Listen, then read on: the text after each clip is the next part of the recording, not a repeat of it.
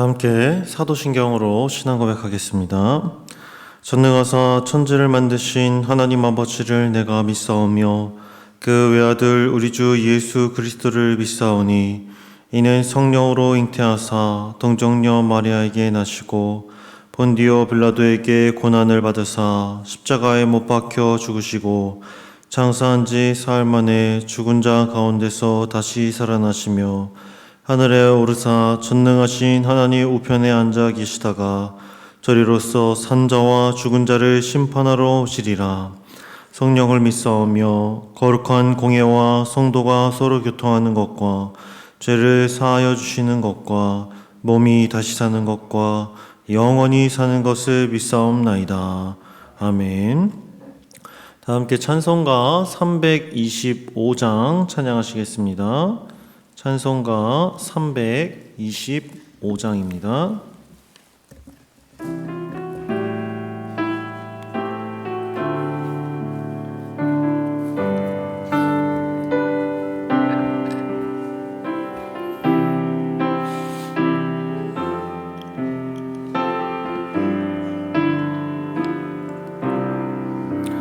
예수가 함께 계시니 시험이 오나 겁없네.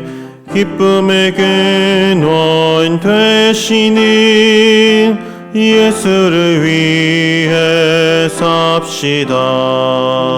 날마다 주를 섬기며 언제나 주를 기리고 그 살아가네 살면서 딴 길로 가지 맙시다.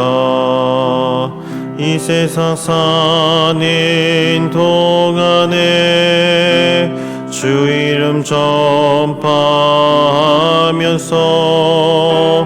무한한 복락 주시는 예수를 위해 삽시다. 날마다 주를 섬기며 언제나 주를 기리고 그 사랑 안에 살면서 딴 길로 가지 맙시다.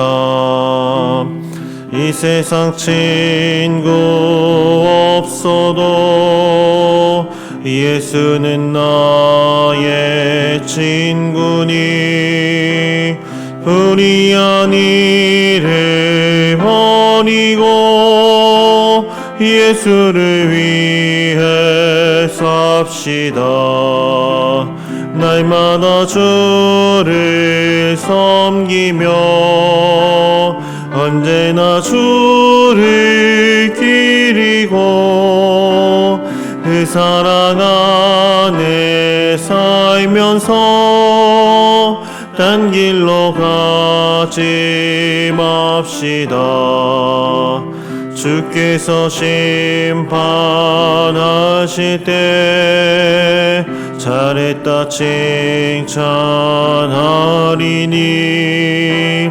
이러한 상급 받도록 예수를 위해 삽시다. 날마다 주를 섬기며 언제나 주를 기리고 그 사랑 안에 살면서 딴 길로 가지 맙시다. 아멘. 오늘 함께 나눌 성경 말씀은 민수기 22장 1절부터 20절까지의 말씀입니다. 민수기 22장 1절부터 20절까지의 말씀입니다. 제가 봉독하겠습니다. 이스라엘 자손이 또 길을 떠나 모압 평지에 진을 쳤으니 요단 건너편 곧 여리고 맞은편이더라.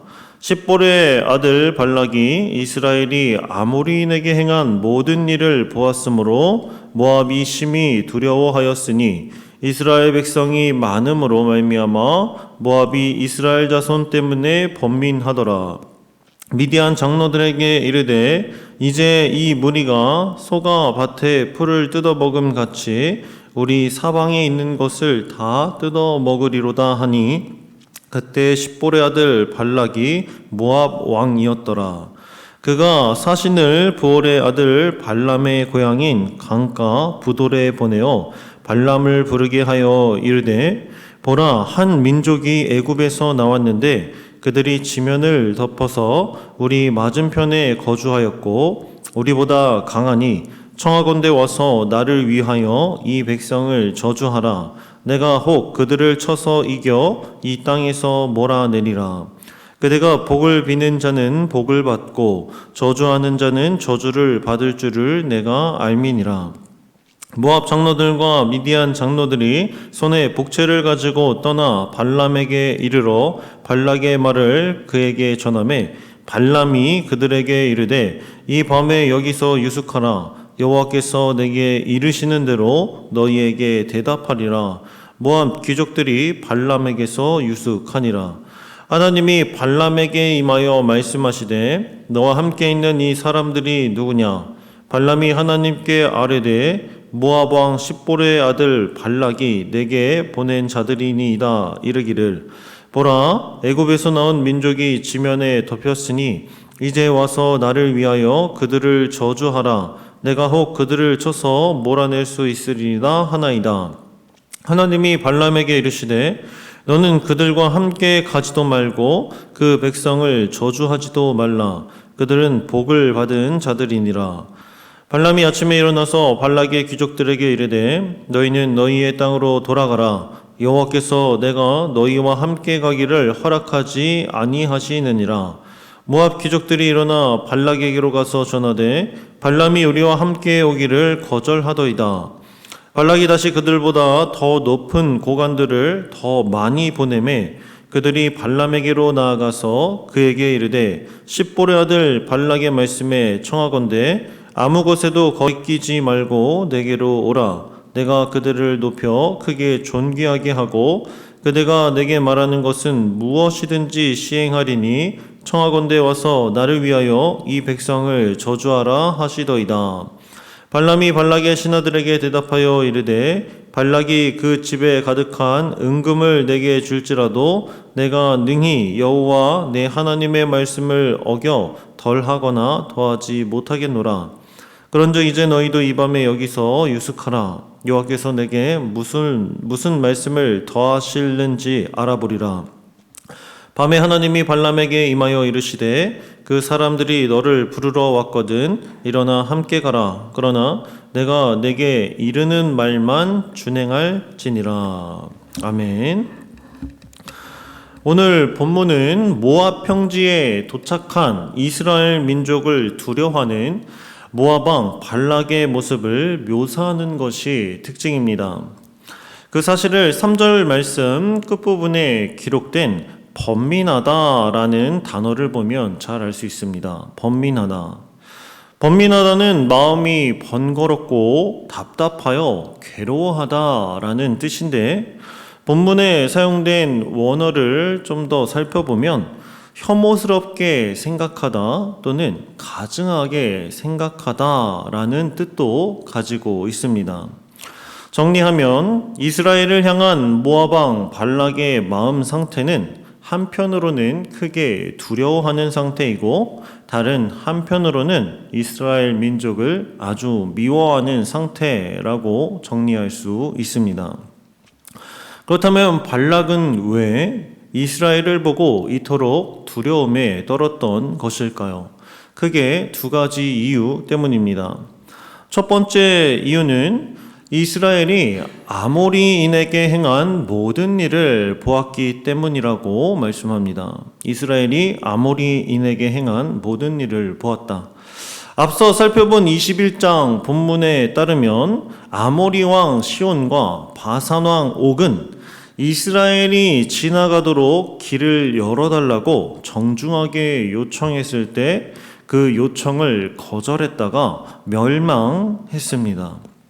그런데 멸망당한 아모리 왕 시온은 전에 모압을 쳐서 발락의 땅을 빼앗았을 만큼 강력한 왕이었던 것입니다. 따라서 발락은 아모리 왕 시온을 물리친 이스라엘이 자신의 나라보다 더욱 강력하게 보일 수밖에 없었던 것이죠. 다음으로 발락이 이스라엘을 두려워한 두 번째 이유는 이스라엘 백성의 수가 많았기 때문입니다. 3절 말씀을 보시겠습니다. 모압이 심히 두려워하였으니 이스라엘 백성이 많음으로 말미암아 모압이 이스라엘 자손 때문에 번민하더라. 3절 말씀의 서두에는 번역되지 않았지만 원문 성경에 보면 왜냐하면 이라는 원인을 나타내는 접속사가 사용된 것을 확인할 수 있습니다. 즉 모압 왕 발락이 이스라엘을 두려워한 직접적인 이유가 이스라엘의 수가 많았기 때문이라는 것을 밝히고 있는 것입니다. 흥미로운 것은 지금까지 살펴본 발락의 두려움은 출애굽기 1장에 기록된 애굽왕 바로의 모습과 비슷하게 묘사되고 있다는 점입니다. 왜냐하면 이스라엘 백성이 많다라는 발락의 말은 출애굽기 1장 9절 말씀에 바로의 말과 동일하고 이스라엘 자손 때문에 번민하더라라는 표현은 출애굽기 1장 12절 말씀에서 바로가 인구가 급증한 이스라엘을 보며 근심하더라라는 표현과 같기 때문입니다. 모압 왕 발락과 애굽 왕 바로가 느끼는 두려움의 연관성을 생각해 봤을 때 이들은 지금 실체가 없는 두려움에 사로잡혀 있다는 것을 확인할 수 있습니다. 실체가 없는 두려움에 사로잡힌 모습. 실제로 출애굽기에서 이스라엘은 결코 애굽을 해할 생각이 없었고 민수기 22장에 이스라엘 역시 모압을 해할 생각이 없어 보입니다. 이 사실을 신명기 2장 9절 말씀에서 뒷받침해 줍니다. 이 말씀에서 모세는 당시 하나님께서 지시하신 내용을 다음과 같이 언급합니다. 제가 신명기 2장 9절 말씀을 읽어드리겠습니다. 여호와께서 내게 이르시되 모압을 괴롭히지 말라. 그와 싸우지도 말라. 그 땅을 내가 내게 기업으로 주지 아니하리니 이는 내가 롯 자손에게 아르를 기업으로 주었음이라. 이 말씀은 하나님이 이스라엘에게 주시고자 한 땅은 모압 땅이 아니라는 것을 분명하게 알려줍니다. 결론적으로 모압 왕 발락은 스스로 근거 없는 두려움에 사로잡혀 문제를 확대하고 갈등을 조장하고 사태를 어렵게 만든 것입니다. 발락은 자신의 두려움을 해결하고 위기를 극복하기 위해서 한 가지 방법을 강구합니다. 5절과 6절 말씀을 보시겠습니다. 그가 사신을 부올의 아들 발람의 고향인 강가 부돌에 보내어 발람을 부르게 하여 이르되 보라, 한 민족이 애굽에서 나왔는데 그들이 지면에 덮여서 우리 맞은편에 거주하였고 우리보다 강하니 청하건대 와서 나를 위하여 이 백성을 저주하라. 내가 혹 그들을 쳐서 이겨 이 땅에서 몰아내리라. 그대가 복을 비는 자는 복을 받고 저주하는 자는 저주를 받을 줄을 내가 알미니라. 발람이 거주하는 유프라테스강 유역에 있는 부돌은 모압에서는 600km 이상 떨어진 아주 먼 거리였음에도 불구하고 발락은 장거리 여정의 위험과 비용을 감수하고 발람을 초청하려고 합니다. 그 이유는 발람이 누구든지 복을 빌면 복을 받게 하고 저주하는 자는 저주를 받게 할 수 있는 영역의 사람이라고 요단 동편 모압 땅까지 소문이 났기 때문입니다. 발람은 복채를 받고 복수를 행하는 사람이었습니다. 한 가지 신기한 것은 그가 메소포타미아를 고향으로 하는 이방인인데 환상을 통해 하나님을 만나기 전부터 하나님의 이름을 부르고 있는 모습입니다. 모압의 장로들과 미디안의 장로들이 복채를 들고 발람을 찾아오자 발람은 그들에게 여호와께서 내게 이르시는 대로 대답하겠다고 말합니다. 발람은 마치 여호와 하나님께서 당신의 뜻을 말씀하시면 그들의 백성들에게 그대로 전달하는 대언자로 자기 자신을 묘사하고 있는 것입니다. 이런 이유 때문에 여러 학자들이 이방인 선지자인 발람을 긍정적으로 묘사하려는 경향이 있었습니다. 그가 밧담 아람에서부터 여호와 신앙을 계승받았다고 이해하거나 심지어 이 사건을 전후로 개종한 사람이라고 주장하기도 하는데 이러한 주장을 가지고 그가 하나님을 믿는 신앙인이라고 단정하기는 어렵습니다. 성경 전체를 살펴봤을 때 발람의 성격을 일관되게 부정적으로 묘사하고 있습니다. 오늘 본문에서도 발람은 여호와께서 내게 이르시는 대로만 대답하겠다고 말했지만 하나님의 이름으로 자신의 목적을 이루기 위해 하나님을 이용하는 모습을 보여줍니다. 발람은 자신을 찾아와 이스라엘을 저주해 주길 바라는 모압의 사신들에게 꿈에 나타나 하나님이 말씀하신 대로 이스라엘 백성은 하나님께 복을 받은 자들이라 저주할 수 없다고 그들의 부탁을 거절합니다. 그렇게 돌려보내고 얼마 지나지 않아 모압의 직급이 높은 관료들이 또다시 발람을 찾아와 요구를 들어주면 무엇이든지 다 주겠다고 제안을 하자 이미 하나님의 뜻이 12절 말씀에서 명백하게 드러났음에도 불구하고 다시 신탁을 기다리는 아이러니한 모습을 보여주기 때문입니다. 발람이 하나님께서 무슨 말씀을 더 하실지 다시 알아보겠다는 것은 그가 점괘를 뽑는 일을 반복하면서 하나님의 뜻을 분별한다는 뜻입니다. 다시 말해 자신이 원하는 메시지를 확신할 때까지 점괘 뽑기를 계속해서 결국 자신의 뜻을 이룰 수도 있다라는 뜻입니다. 그런데 하나님은 다시 질문하는 발람에게 이번엔 그들과 함께 가도록 허락하셨습니다. 그러나 그가 할 수 있는 일은 하나님의 말씀을 전하는 것일 뿐 이스라엘 백성을 저주하라고 허락하신 것은 아니었습니다. 이번에는 하나님께서 악한 이방인 선지자를 사용해 하나님의 뜻을 이루고자 하신 것입니다. 사랑하는 성도 여러분, 지금까지 모압 왕 발락이 가진 두려움의 이유를 찾아보고 그로 인해 스스로 이를 그르치는 모습을 보면서 우리는 우리의 모습을 되돌아봐야 합니다. 왜냐하면 우리도 발락처럼 시시때때로 실체도 보이지 않는 근거 없는 두려움에 사로잡혀 이를 그르칠 때가 많이 있기 때문입니다. 그렇다면 우리가 두려움을 느끼는 이유, 두려워하는 이유는 무엇 때문일까요? 그것은 눈에 보이는 현실 때문입니다.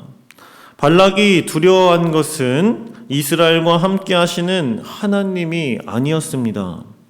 자신보다 강력한 나라가 멸망했다는 사실과 눈에 보이는 이스라엘 민족의 숫자였습니다.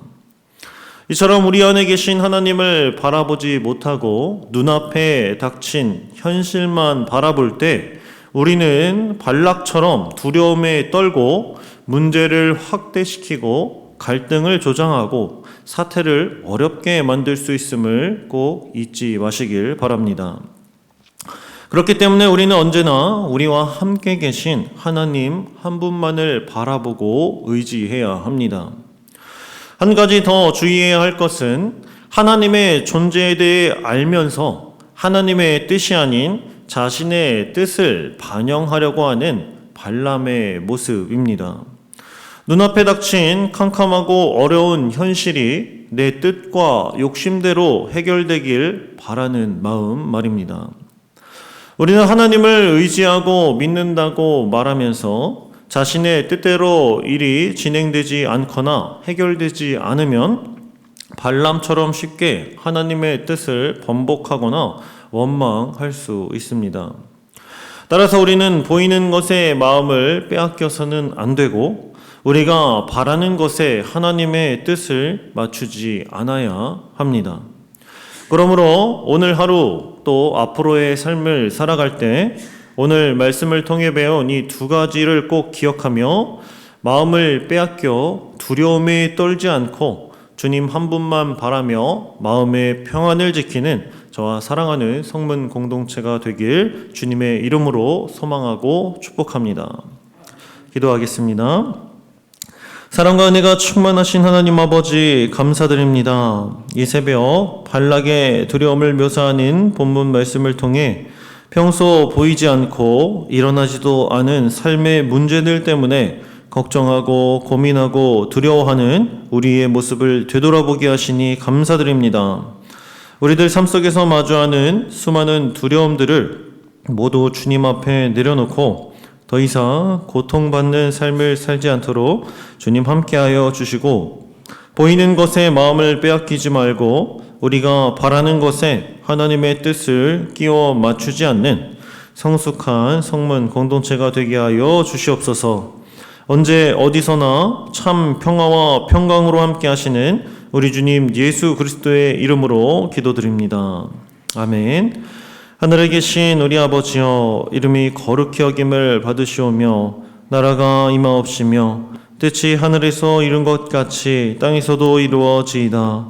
오늘날 우리에게 일용할 양식을 주옵시고 우리가 우리에게 죄 지은 자를 사하여 준 것 같이 우리 죄를 사하여 주옵시고 우리를 시험에 들게 하지 마옵시고 다만 악에서 구하옵소서. 대개 나라와 권세와 영광이 아버지께 영원히 쌓옵나이다. 아멘. 들으신 말씀을 기억하며 함께 기도하겠습니다. 먼저 일어나지도 않은 실체가 없는 두려움에 사로잡혀 고통받는 삶을 살지 않게 하옵소서 기도하시고, 두 번째로 보이는 것에 마음을 빼앗기지 말고 우리가 바라는 것에 하나님의 뜻을 맞추지 않는 성문 공동체가 되게 하옵소서. 마지막으로 오늘 드려지는 수요 예배를 통해 하나님 영광받아 주옵소서. 그리고 김진영 목사님을 통해 선포되는 말씀 가운데 하나님의 크신 권능이 함께 해달라고 기도해 주시고 각자 개인 기도하시고 돌아가겠습니다. 기도하시겠습니다.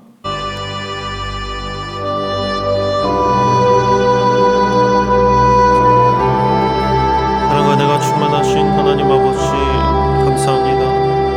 이 시간 발락이 두려워하는 이 본문 말씀을 통하여서 아버지 우리에게도 가지고 있는 아버지 크고 두려운 마음들을 주님 앞에 내려놓길 소망합니다. 하나님, 우리들 언제나 주님께서 함께 하심을 잊고 우리 마음 가운데 불안과 걱정과 염려의 마음을 가지고 살아갈 때가 많음을 주님 앞에 고백합니다. 주님,